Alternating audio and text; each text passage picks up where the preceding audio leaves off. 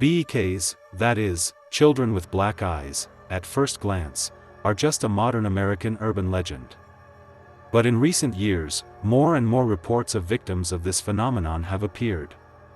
It almost always starts the same way: the doorbell rings and on the threshold the owner meets a child who asks for help, for a drink, to make a phone call, to go to the toilet, and so on. The main thing is that he wants to come in. However, almost no one lets the children in.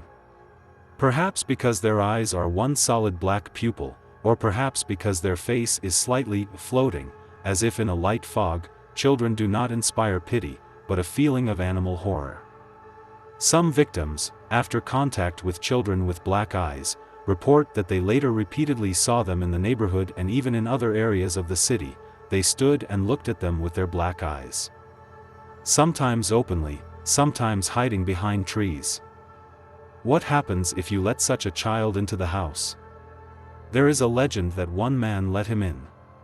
A child with very black eyes stared at him and said that he did not want to go to the toilet anymore. He came to take him away. The man ran out of the house, screaming in horror, and died of a heart attack. When a Texas journalist named Brian Bethel parked near a movie theater late at night, someone knocked on his car window. Turning his head, Brian saw two boys of about 12 or 13 years old. The first, who was taller, was talking, the second was silent. It turns out that they wanted to see a movie, but forgot their money. And so they asked for a ride home. At first glance, the boys looked completely normal, modestly dressed, pale skin with an olive tint. But despite this, Brian suddenly felt an inexplicable fear. Some kind of alarm went off in his soul. His nails dug into the steering wheel.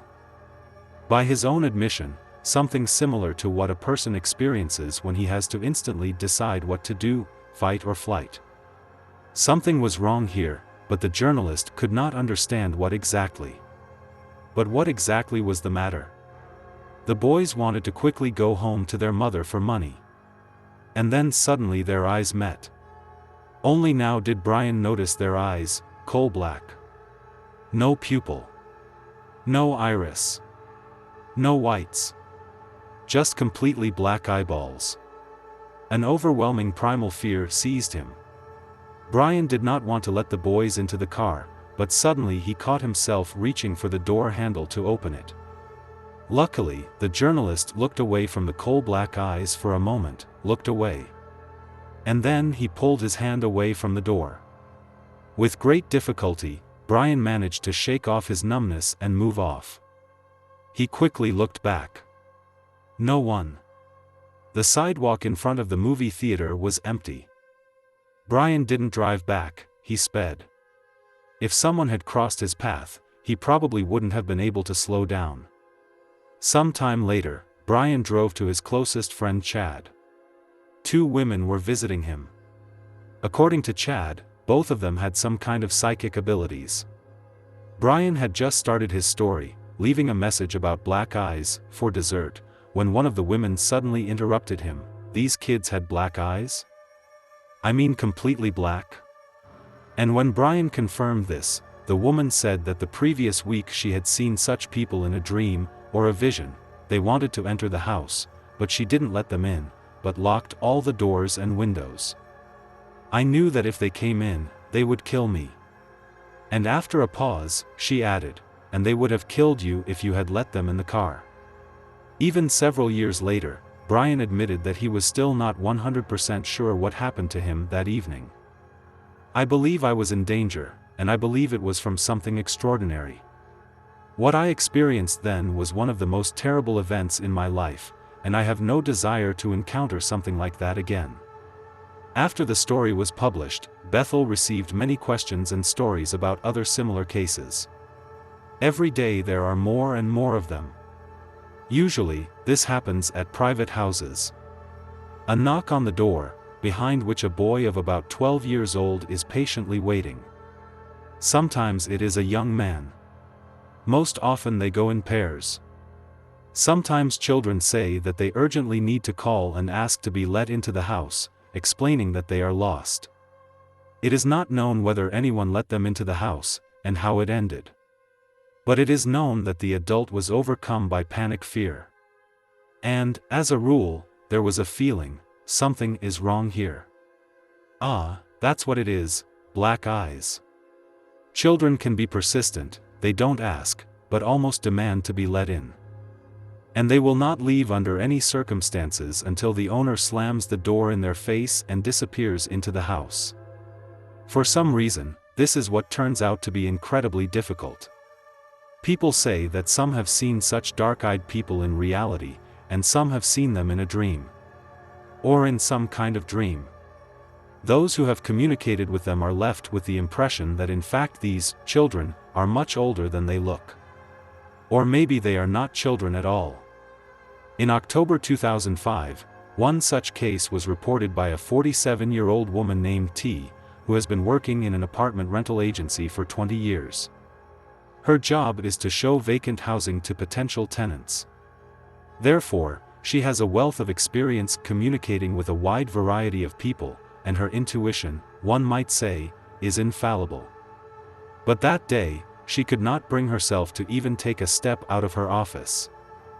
A stranger knocked on the office door right after lunch. He looked like he was 17 or maybe 18. He arrived on a bicycle. He asked if there were any available apartments. I remember suddenly feeling terrible fear as soon as I saw his eyes. Goosebumps crawled up my spine, I just started shaking. I've been working for so long, but I don't remember this ever happening to me, says T. I couldn't look him straight in the eyes. I felt like I was going to die right now. He didn't come closer to me, he just stood outside the door and waited for me to invite him in or take him to look at a vacant apartment. He talked to me normally, and I slammed the door in his face and ran away from there, as far as possible. I felt like I was in mortal danger. And all this was because of his eyes. If I had looked into them a little longer, I probably wouldn't have been able to close the door. And after that, I was shaking for several hours. One young woman, who called herself Missy, tells the journalists that she met such a person, an adult, in a store where she stopped after work to buy tea. Already heading for the exit, she stopped at the tables and sat down to sort through her things, since the car key had fallen somewhere to the bottom of her bag. And then suddenly she felt that someone was watching her. She looked around and met the stranger's eyes. There was nothing unusual in his appearance: jeans, a black shirt, a light black jacket, almost black hair, light skin with an olive tint. But his eyes were blacker than black, from edge to edge, without any whites at all. I felt the blackness around him, I felt evil. And when I looked into his eyes, I somehow knew that in this human body there was not a human at all, and I felt that he knew that I understood this. And one more interesting detail. There were 3 free tables near him, but people kept walking past without stopping. No one sat close to him. I got the impression that he was amused, that he was kind of challenging people, and me in particular. Well, are you going to run away too? And I mentally answered, I'm leaving, because I was going to leave. I felt that it was important not to show him my fear, because he continued to watch me. I wanted to run, but I walked. Fast, but I walked. I got into the car and drove away. All this scared me pretty badly, but now I know that we are not alone in this world, we share it with others, with non-humans. This was Missy's experience of communicating with mysterious black-eyed children. And the next testimony about meeting them is no less terrible than the previous messages. Skip Panilioto works as a bartender in the wilderness of the desert state of Nevada. One day, a well-dressed couple in sunglasses showed up at the bar. At first, the bartender didn't think anything of it, he was just a little surprised. There weren't many people around here, he knew most of them personally, they went to school together, and the only way to get here was by car, but these two didn't drive in, they came. And they asked for something cold to drink. Skip offered them beer. They smiled affably. Beer? Let's try beer. They sat at their table, silently, looking around the bar with interest. What was there to look at? Nothing interesting. Then they took off their glasses. Some time later, Skip came up to them and asked if he wanted more beer. And then he saw their eyes for the first time. They were completely black. No pupils, no iris, no sclera, just blackness. Puzzled, Skip asked sympathetically, "Have you been to an eye doctor?" The woman looked at the man in confusion, as if asking him what to answer. And Skip was at it again, "What's wrong with your eyes?" They both looked at the bartender with an unkind look, in which there was an explosive mixture of hatred and fear. They stood up and left. They looked about 30 years old, dressed in black business suits.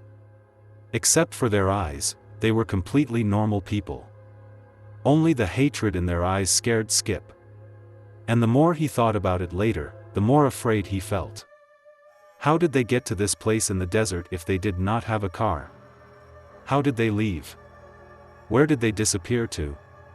Why did they pay with brand new bills, as if they had just been printed?